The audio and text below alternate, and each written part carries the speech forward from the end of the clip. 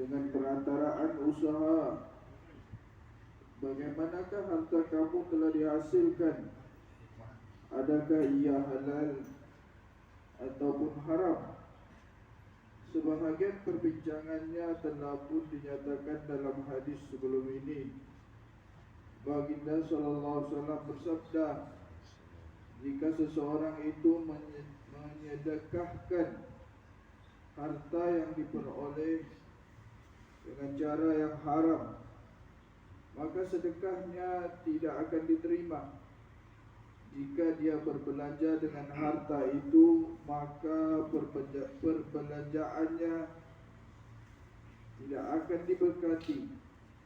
Dan jika harta itu ditinggalkan sebagai pusaka, maka ia akan menjadi bekalan untuknya dalam neraka.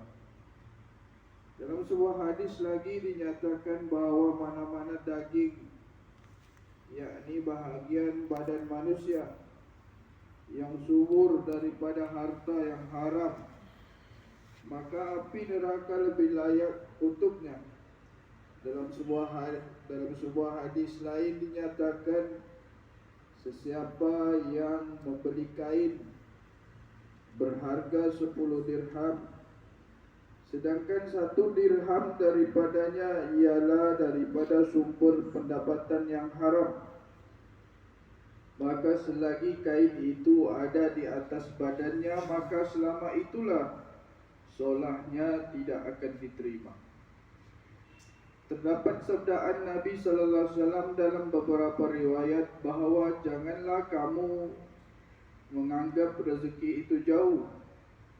Seseorang itu tidak akan mati selagi rezeki yang telah dituliskan untuknya tidak sampai kepadanya.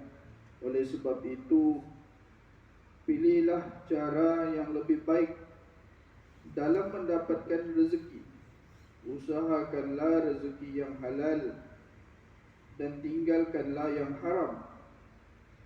Dinyatakan dalam banyak hadis bahawa rezeki mencari seseorang sebagaimana maut mencari tuannya, yakni sebagaimana seseorang itu tidak boleh elakkan diri daripada maut, demikianlah seseorang itu tidak boleh elakkan diri daripada rezeki yang telah dituliskan untuknya. Dia pasti akan mendapatnya.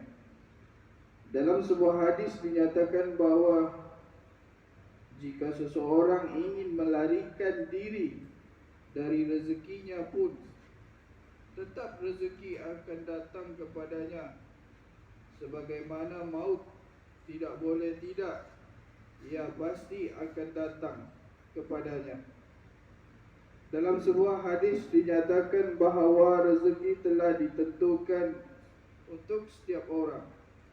Jika jin dan manusia seluruh dunia berusaha mengelakkannya daripada rezekinya, mereka tidak akan dapat mengelakkannya.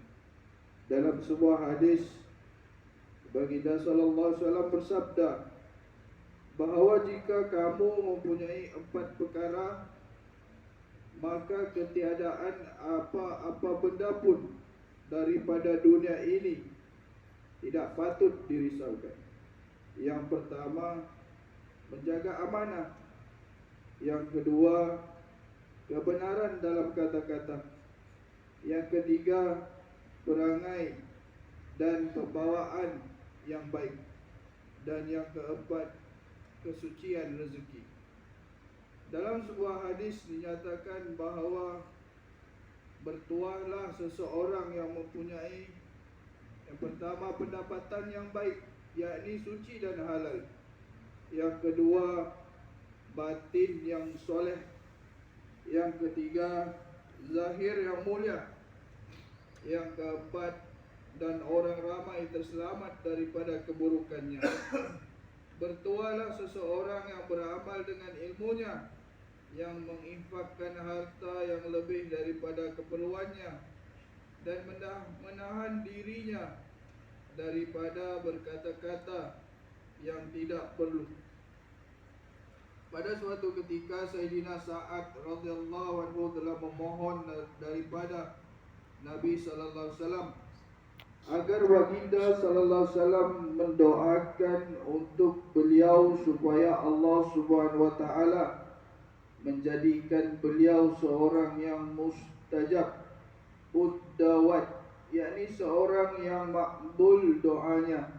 Lantas baginda sallallahu alaihi wasallam bersabda, sucikanlah rezeki kamu, jangan makan harta subhan, maka kamu akan menjadi orang yang makbul doanya. Aku bersumpah dengan zat Allah Subhanahu wa taala yang nyawaku ada dalam genggamannya, sesiapa yang memasukkan ke dalam perutnya sesuap makanan yang haram, maka selama 40 hari ibadatnya tidak akan diterima. Sesiapa yang hidup dengan rezeki yang haram, maka api neraka lebih baik untuknya. Selain itu terdapat banyak lagi hadis yang membincangkan perkara ini. Oleh itu hendaklah sangat berhati-hati dalam hal sumber pendapatan.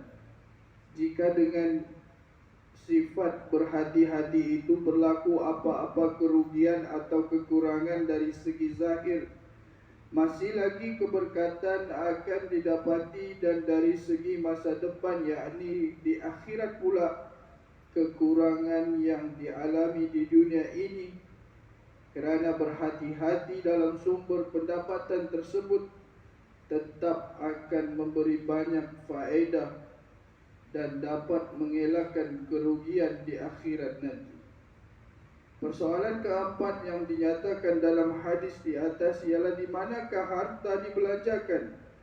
Seluruh kitab ini hanya membincangkan bahawa harta seseorang itu akan dapat memberi faedah kepadanya nanti hanya jika dia menginfakkan hartanya itu di jalan Allah Subhanahu wa taala.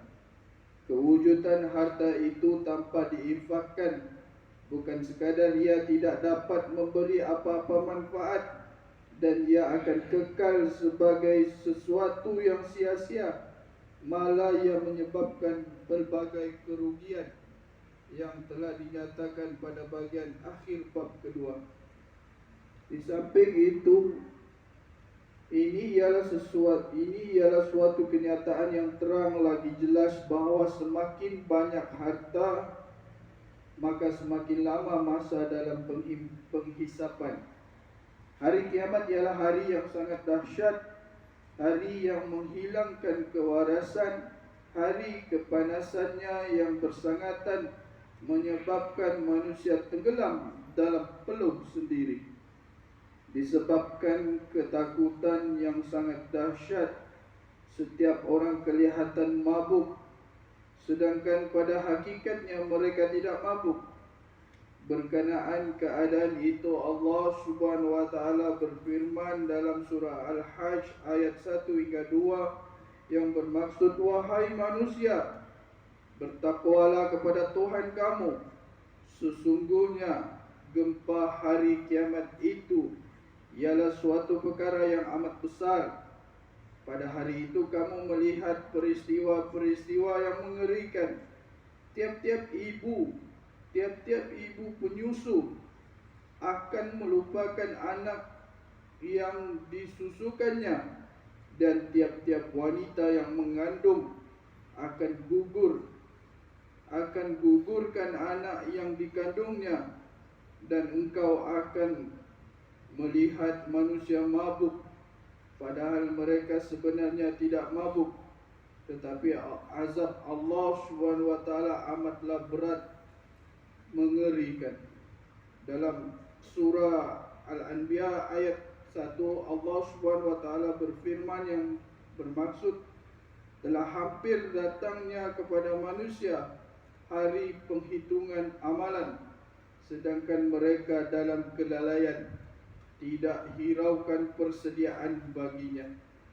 Selepas beberapa ayat, Allah Subhanahu wa taala berfirman lagi dalam surah Al-Anbiya ayat 47, dan ingatlah, kami akan mengadakan neraca timbangan yang adil untuk menimbang amal makhluk-makhluk pada hari kiamat. maka tidak ada diri sesiapa akan teraniaya sedikit pun. Dan jika amalnya itu seberat biji sawi sekalipun, nescaya kami akan mendatangkannya untuk ditimbang dan dihitung, dan cukuplah kami sebagai penghitung.